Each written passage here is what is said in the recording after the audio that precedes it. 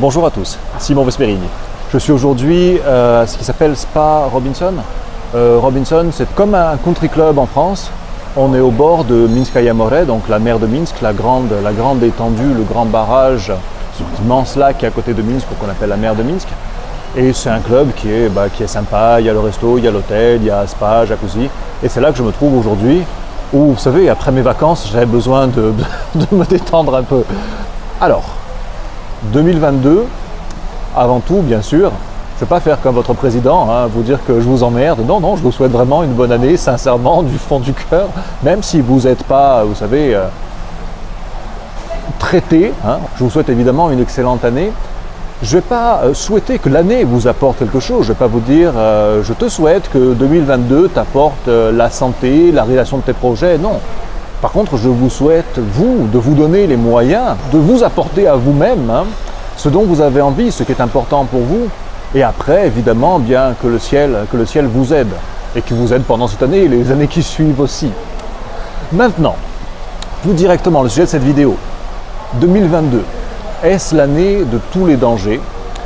On va voir un petit peu, on va faire un tour d'horizon sur les différents points, les différentes menaces et puis les bonnes nouvelles aussi. Donc restez bien jusqu'à la fin, je vais essayer, j'ai pris beaucoup de notes, j'ai beaucoup réfléchi pour tout ça, essayer de faire ensemble là aujourd'hui un tour d'horizon. Évidemment en 2022, l'année de tous les dangers, vous reconnaissez peut-être un slogan pour moi du meilleur média français. Ce média français, si vous le reconnaissez, c'est comme moi, vous l'appréciez. Ils ont fait beaucoup d'appels aux dons. N'hésitez pas franchement à donner quelque chose parce que je pense que c'est important de défendre le peu de médias indépendants en France, il y en a très peu, et c'est important de les défendre, c'est important de les aider. Donc beaucoup de gens vous disent faites-moi un don, faites-moi un don. Moi je vous dis ne me faites pas de don, par contre faites un don à ces gens-là qui font vraiment, à mon sens, un boulot important. Pour ce qui me concerne, bien 2021 sera l'année qui m'a positionné, un petit peu malgré moi parce que ce n'était pas mon projet initial, comme l'ex-filtreur.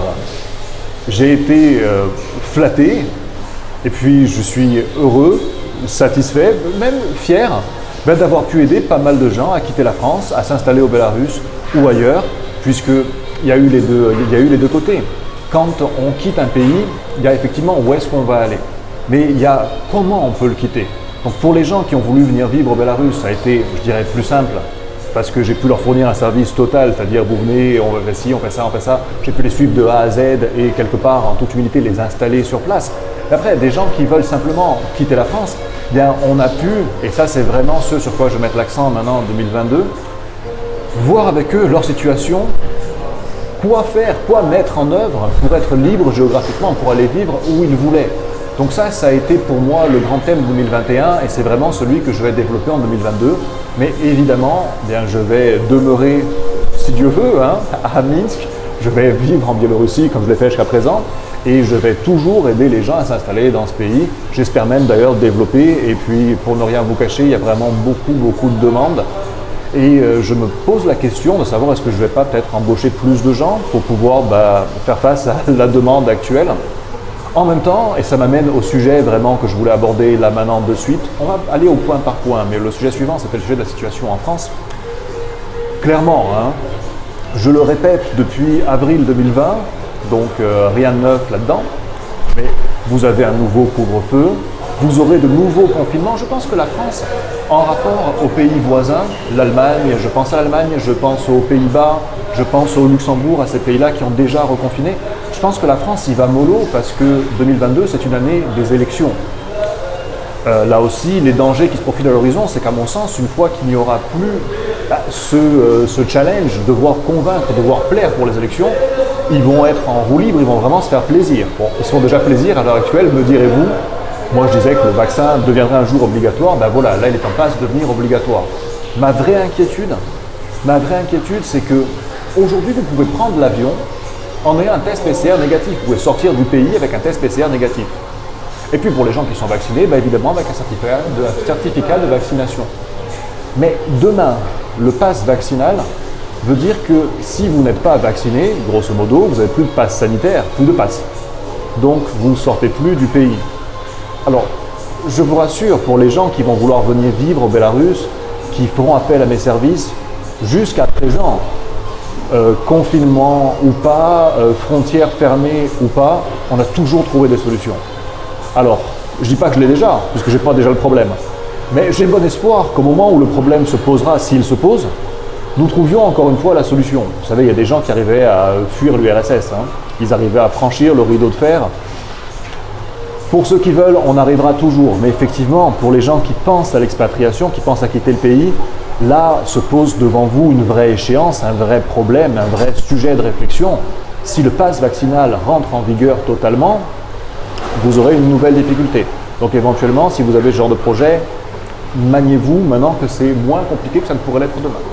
Après, ce n'est pas la peine que je vous parle de la 18e vague qui précède la 19e, avec le 19e variant qui précède le 20e, avec la 5e dose qui précède la 6e. Bon, tout ça, je pense que vous le savez très bien. Pour ma part, encore une fois, j'ai rien contre les vaccins. Par contre, je veux pas que les gens soient forcés contre leur gré, contre leur conviction, eh bien, de se faire vacciner s'ils ne le veulent pas. Ça me paraît totalement injuste. Je ne veux pas qu'ils soient mis au banc de la société parce qu'ils ont des convictions différentes ou leurs convictions personnelles. Je ne le veux pas, à mon sens. C'est très critiquable comme démarche. Des gens sont pour, des gens sont contre. Des gens ont peut-être aussi des compétences médicales, scientifiques que je n'ai pas. Moi, j'en suis au stade idéologique. Et c'est vrai que dans mes principes, eh bien, on ne force pas les gens à prendre un traitement qu'ils considèrent risqué pour eux, qu'ils ne veulent pas, simplement. À mon sens, ça, c'est pas discutable, c'est pas négociable. Pour ce que l'avenir nous réserve en termes de confinement, en termes de privation de liberté, on parle déjà aujourd'hui de confiner demain pour le climat. Donc, on voit bien que cet outil qui a été mis à leur disposition, qu'ils ont entériné par une série de lois, de décrets, là, on voit bien que c'est quelque chose auquel ils tiennent. Il compte bien le faire perdurer dans le temps. Pour moi, et celle-là je l'ai beaucoup réfléchi, ce que je vois venir avec l'explosion de ce qu'on appelle le métaverse, donc aujourd'hui, si vous n'êtes pas au courant, toutes les GAFAM, les grandes fortunes de ce monde, les grandes puissances financières, tout le monde se lance dans le métaverse. Qu'est-ce que le métaverse? C'est en fait un monde virtuel. Pour vous la faire courte, hein, quand vous n'avez plus le droit de sortir de chez vous, de voir vos amis, d'aller au concert, d'aller au cinéma, vous allez pouvoir, sur Facebook, sans sortir de chez vous, avec votre téléphone, avec votre masque, vos lunettes de réalité virtuelle, eh bien vous rendre au café avec vos amis Facebook, dans la réalité virtuelle, dans un bar virtuel. Vous pourrez aller au resto, un resto virtuel, vous pourrez aller regarder un film avec vos amis en réalité virtuelle. Et je pense que tant de milliards sont investis aujourd'hui dans cette alternative virtuelle à la vie que vous avez connue par le passé, parce qu'à l'avenir, comme vous serez de plus en plus contraint, de moins en moins libre de vos mouvements, eh bien vous vous tournerez de plus en plus vers cet univers-là, dans lequel vous aurez une certaine liberté, une vraie, virtuellement vraie. Et donc il y a de grands intérêts là-dedans, et je pense que les grandes fortunes, les grandes sociétés, les GAFAM, entrevoient cela, et c'est pour ça que le métaverse produit autant d'engouement aujourd'hui. Mais sincèrement, pour moi, et je pense pour vous qui me suivez, les gars, on va aller faire une balade virtuelle dans le parc ensemble, on va aller virtuellement à la salle de sport ensemble. Ça ne va pas le faire, ça ne va pas nous satisfaire, hein. On va se sentir un petit peu floué, hein, dirais-je. Mais il y aura évidemment toujours une alternative dans le monde. N'oubliez pas que ça, c'est la vision atlantiste du futur, en tout cas un certain souhait d'une certaine élite financière, économique, qui a mis la main sur l'Europe de l'Ouest et sur les États-Unis aujourd'hui. Ce n'est pas la même chose dans le monde entier. Pas encore du moins, et j'espère que ça continuera comme ça.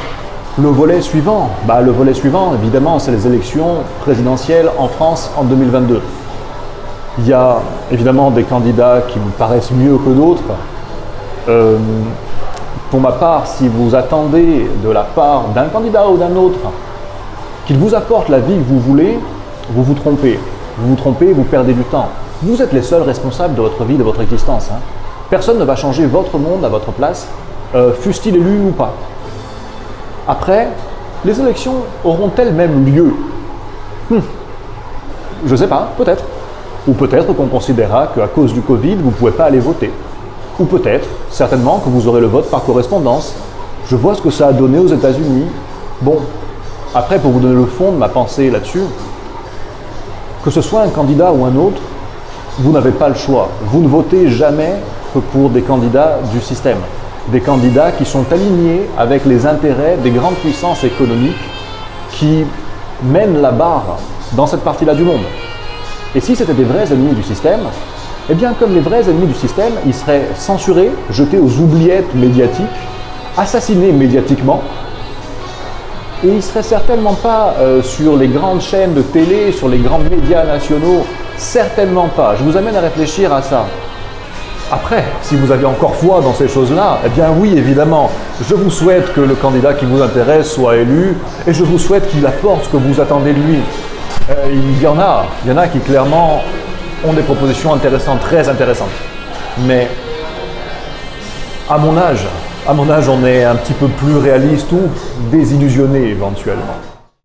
Après là, petite interlude avec un instrumental de Jodassin en background. Vous voyez, là j'ai mes pieds dans le froid et après je mets mes pieds dans le chaud. Ouais, je sais, hein. Avant de venir vivre au Bélarus, j'étais jamais allé dans un spa, je trouvais ça gay en fait. Et puis après, j'ai vu bien des hommes tout à fait respectables aller au jacuzzi, au spa, au hammam. Et je me suis dit, ma foi, ben, j'en profitais aussi. Et donc, vous me voyez là-dedans, mais il y a 2 ans en arrière, jamais. Comme quoi, on évolue, on change, et comme quoi, on sait aussi éventuellement s'adapter à la société dans laquelle on vit.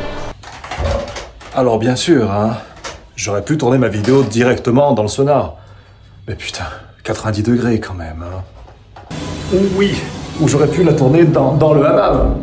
Mais ça aurait eu une gueule bizarre. Alors, certains de ces points donneront lieu à des vidéos plus spécifiques, plus approfondies, mais vraiment, je veux balayer tout ce que j'ai à l'esprit, tout ce qui me vient à l'esprit, tout ce qui doit être anticipé pour 2022. Donc, je vais passer d'un point à l'autre comme ça encore pendant un petit moment, et accrochez-vous parce que ça va décoiffer. La situation internationale à présent. Moi, je vois une séparation Est-Ouest qui se creuse de plus en plus. Une sorte de situation bien de guerre froide avec le mur de Berlin. Et d'ailleurs, le mur de Berlin, à mon sens, il remonte réellement, physiquement, il remonte, pas à Berlin, mais il remonte à la frontière biélorusse. Il remonte au niveau de la frontière de l'Union européenne avec la Biélorussie, qui est en fait la délimitation entre les puissances de l'Est et les puissances de l'Ouest. Ce mur, les Polonais, avec des fonds européens, le montent au moment où je parle, et puis d'autres pays baltes, comme la Lituanie, comme la Lettonie, en font autant. On voit bien que l'espace aérien, les sanctions sur l'espace aérien européen pour Belavia, eh bien, ne vont pas être levées, hein, pas de sitôt, j'en ai pas le sentiment du tout. On voit bien que l'autorisation pour les compagnies européennes de revenir en Biélorussie, c'est pas prévu de sitôt, hein. C'est l'Union européenne, vous savez. Les sanctions devaient être levées au 31 octobre. Et là, ils découvrent que un chien s'est fait écraser en Roumanie. Ah, ça, c'est encore un coup de la Biélorussie. On maintient les sanctions, les gars. Comme d'hab, hein. Et si vous suivez l'actualité géopolitique comme je la suis assidûment, hein, au moment où je vous parle, il y a ce qui semble être une tentative de révolution colorée, organisée par toujours les mêmes. Je pense que maintenant, on identifie facilement la méthode. Et c'est un petit peu comme avec les tueurs en série. Quand on reconnaît la méthode, on reconnaît le perpétrateur. Et donc la même chose qui s'est passée en Libye, qui s'est passée en Égypte, qui s'est passée en Ukraine, et qu'ils ont voulu faire au Bélarus, ça se passe aujourd'hui au Kazakhstan. Donc on voit que l'agressivité occidentale vis-à-vis de l'Est, des puissances de l'Est, bien elle demeure inchangée, voire elle grandit. D'un autre côté, on sent le Bélarus et la Russie évidemment se rapprocher. Avoir un ennemi commun, ça rapproche. La Chine et la Russie aussi se rapprochent l'un de l'autre.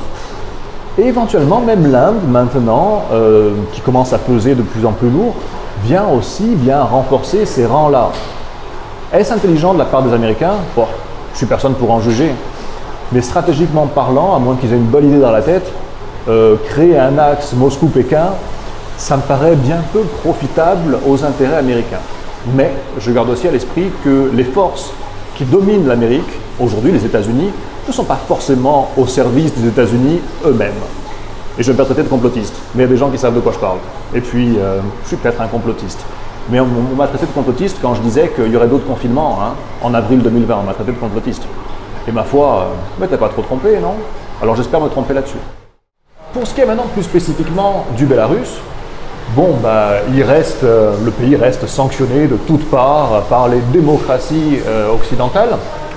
Cela dit, alors j'ai plus le chiffre exact en tête, si je dis une bêtise, rattrapez-moi, n'hésitez pas. Mais je crois que le pays a augmenté ses exportations de 30% depuis le début de l'année. Bon, on sait très bien que la balance commerciale, eh bien, elle est fondamentale pour l'économie d'un pays. Une balance commerciale excédente, c'est excellent. Qui augmente de 30% en un an, c'est super chouette. Il est possible que comme dans le cas de la Russie en 2014, quand elle a été sanctionnée, au final ça a été bénéfique pour son économie et pour sa croissance et pour ses emplois, il est possible que la même chose se produise pour le Belarus. En tout cas, on dirait bien aujourd'hui que ça va dans ce sens-là. La situation Covid, je sais que des gens ne manqueront pas de me poser la question, mais c'est toujours pareil. On vit normalement, on a une vie normale.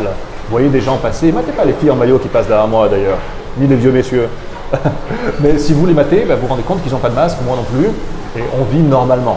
Celui qui veut être vacciné, il se fait vacciner, celui qui ne veut pas, il ne le fait pas. Celui qui veut mettre un masque, il le met, celui qui ne veut pas, il ne le met pas. Ironique. Mis à part les personnes âgées qui se sentent fragiles, le plus de gens que je vois porter des masques, ce sont les adolescents. Quand on est adolescent, on est souvent, on s'identifie aux stars américaines, ce qu'on nous vend à la télévision en fait. Wow. Là, j'ai une jeune fille qui a plongé dans de l'eau à 2 degrés. Ils ont la santé. Donc j'en prenais. Les adolescents s'identifient souvent aux stars américaines, au modèle occidental. Et ce sont les ados de 15-16 ans que je vois se balader le plus souvent avec des masques. Donc sachez que c'est devenu bien une sorte de signe de mode occidental à leurs yeux que de porter un masque. Pas de quoi être fier. Au niveau des investissements en Biélorussie, vraiment je sais, c'est foutoir comme vidéo, c'est pêle-mêle. Je vais revenir sur ces points spécifiquement dans des vidéos spécifiques, mais je veux faire vraiment un tour d'horizon et je vous dis accrochez-vous parce qu'il y a encore beaucoup qui arrivent là derrière, là immédiatement. Donc pour ce qui est des placements en Biélorussie, c'est un super moment pour investir dans l'immobilier à Minsk, vraiment un super moment, parce que tout ce qui était destiné à la location de courte durée, bien sûr ça a du plomb dans l'aile, temporairement, mais ça a du plomb dans l'aile, parce que le Covid, les frontières, je veux dire l'espace aérien fermé, le nouveau variant, les gens ça fait 1 an et demi qu'ils n'ont pas pu faire de la courte durée, de la location de courte durée comme ils le voulaient, et là ils commencent à en avoir un peu ras-le-bol et donc ils vendent à des prix plus intéressants, ils sont plus enclins à négocier et j'ai des clients, moi-même, des amis qui là se positionnent vraiment sur des biens vachement intéressants avec des rabais non négligeables dans le centre de Minsk et il y a même sur des nouveaux quartiers des prix hyper intéressants, des promos qui se font dans du neuf, donc c'est un bon moment pour investir. Pour ce qui est des placements financiers, ils sont maintenus tels qu'on les avait en 2021, c'est-à-dire qu'on a des rendements sur le rouble biélorusse, 15, 16, 17, 18% sur 13 mois. Et sur 13 mois, je ne vais pas rentrer dans les détails fiscaux et tout ça, je ferai une vidéo là-dessus. Mais plus que l'année dernière, pour être tout à fait juste, c'est intéressant d'investir ici. Ah, la crise des migrants. Ah, la crise des migrants à la frontière avec la Pologne. Les courageux soldats polonais. Alors vraiment, je ne vais pas rentrer là-dedans, je n'ai pas envie de me faire censurer. Je vous invite à regarder les déclarations parce que je ne pense pas que ça ait filtré dans la presse occidentale, dans la presse française. Il y a un soldat polonais qui a demandé l'asile en Biélorussie, qui en fait a déserté l'armée polonaise et qui a dit beaucoup de choses, qui a beaucoup de révélations sur la situation à la frontière. Pour les gens qui sont intéressés, pour les gens qui veulent avoir un point de vue un petit peu moins biaisé que celui des médias français, qui ont un certain goût pour la vérité, je vous conseille de lire ce qu'a dit ce soldat, de regarder ses interviews, parce que c'est bien d'avoir un petit peu tous les sons de cloche. Voilà, je vous invite vraiment à le faire. J'ai oublié son nom, il a un nom polonais. Je ferai éventuellement une vidéo là-dessus plus spécifiquement. Mais clairement, on n'a plus de migrants à Minsk, on n'a plus de migrants en Biélorussie. Voilà, il n'y en a plus un seul. On avait fait une vidéo avec Oublaï sur le sujet. C'est vrai qu'à l'époque, à Minsk, on voyait des migrants dans les rues, des gens qui attendaient un bus, un passeur, un taxi pour aller à la frontière. Il n'y en a plus un seul. Ils sont, pour certains, repartis dans leur pays, pour d'autres, logés dans des camps. D'ailleurs, je trouve que le gouvernement biélorusse a fait preuve de beaucoup d'humanité. Si on compare à la jungle de Calais, les gens ici ont été bien accueillis, ont été protégés, soignés, nourris. Mais d'un autre côté, c'est pas pour autant que le pays se laisse envahir. Il y a peut-être aussi des leçons à prendre de la part des donneurs de leçons sur ce sujet-là également. on en a encore une qui plonge dans l'eau à 2 degrés. Je l'ai fait, j'ai perdu la voix pendant une semaine, mais c'est leur culture, ils sont plus solides que moi. Clairement, là-dessus, ils gèrent mieux. Après, pour la note un petit peu sombre, mais bon, autant vous mettre par fin de suite, autant que vous habituiez. Cette idéologie, pour moi complètement dingue, que ces puissances économiques dont on parlait tout à l'heure utilisent pour asseoir une influence, cette idéologie qu'ils appellent woke aujourd'hui, bon ben si elle vous répugne, il faudra que vous vous habituiez parce qu'à mon sens, on n'est qu'au commencement. Quand je vois les déclarations par exemple du nouveau président directeur général de Twitter, quand je sais le poids qu'a Twitter sur y compris le droit qu'ont des présidents, Trump par exemple, à s'exprimer, bien le nouveau président, le nouveau PDG de Twitter qui nous dit qu'il ne voit pas l'intérêt de faire la différence entre les blancs et les racistes, sous-entendu que tous les blancs sont considérés comme racistes ou considérables comme des racistes, et quand on sait que le racisme, bien évidemment, c'est un crime qui est puni par la loi. Quand je vois d'un autre côté, c'est le maire de New York là récemment, qui disait que on délivrerait les médicaments pour le Covid en priorité, en cas de rupture de stock, en priorité aux non-blancs, bon, bah, on sent bien que l'idéologie est en marche et que ce qui aujourd'hui s'impose aux États-Unis, évidemment, demain ça s'imposera d'autant plus dans les zones d'influence américaine. Donc si cette idéologie-là, vous savez, la glorification des minorités, cette idée aussi que parfois la nature se trompe, il y a des gens qui naissent dans le mauvais corps, vous savez, ce genre d'idée-là, bon bah il va falloir vous y faire les gars, ou vous en allez. Mais si vous comptez lutter contre ça en restant en Europe de l'Ouest, dans la zone d'influence américaine, je vous souhaite bien du plaisir parce que ça va être franchement pénible. En un mot commençant, 2022 sera l'année woke, welcome, pleasure. Alors comme vous le voyez, il n'y a plus de neige, pour quelques jours, je pense qu'elle va revenir, mais il fait quand même un peu frais dehors quand on est dans un peignoir mouillé. Mais je voulais sortir me rafraîchir un peu avant de retourner dans le sauna, aller piquer une tête dans la piscine. Si vous avez suivi cette vidéo jusque-là, eh bien c'est qu'il vous faut réellement vous abonner à cette chaîne parce que, je suis désolé, cette vidéo était longue, mais je voulais qu'on fasse un tour d'horizon sur tous les sujets de réflexion. On va les aborder plus loin, on va les aborder plus profondément, mais voilà. À mon sens, 2022, on va tourner autour de ces thématiques-là, et bien sûr les thématiques qui sont propres à cette chaîne, la liberté géographique. Si cela vous intéresse, c'est dans mes contacts privés que je vous attends.